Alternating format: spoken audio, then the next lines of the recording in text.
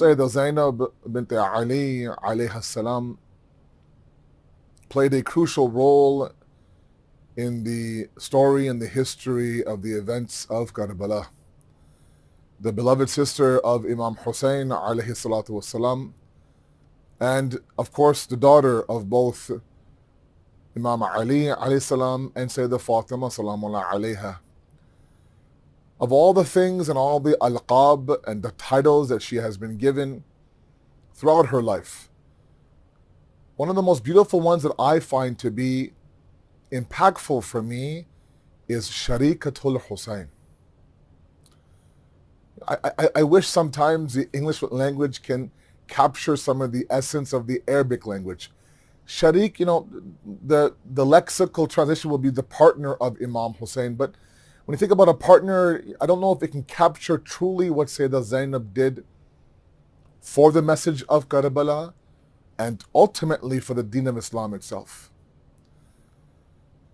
And to understand the philosophy of what Sharikatul Hussain means, let's understand a little bit of the environment in which the events of Karbala, 61st after Hijri, what that environment looked like.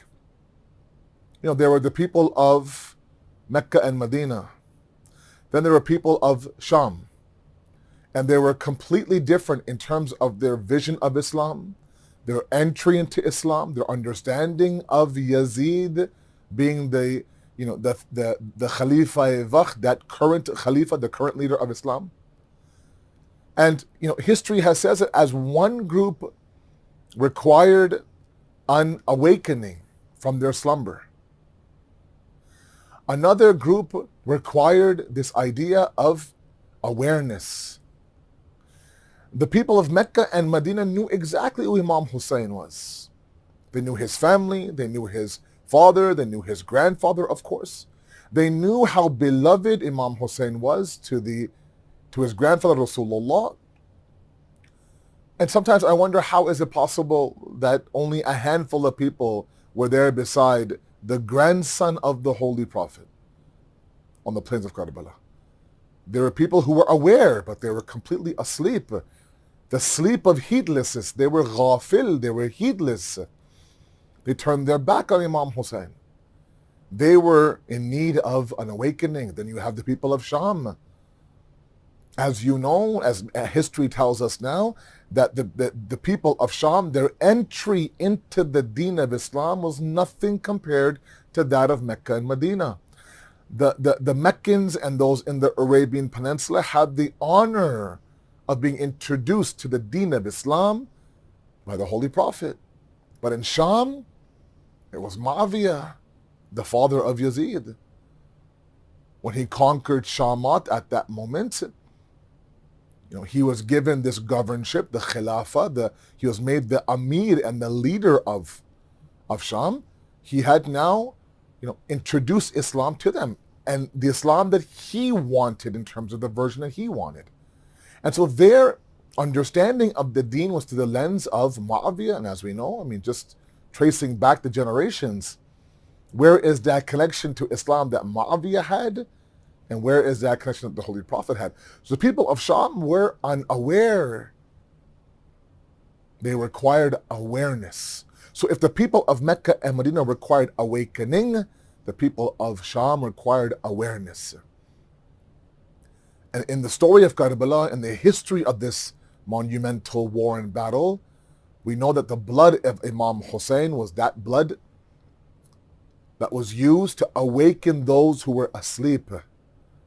When they heard, when the qafla and the caravan returned back to Medina, Imam Sajjad alayhi salam was there. The women of the Bani Hashim were there.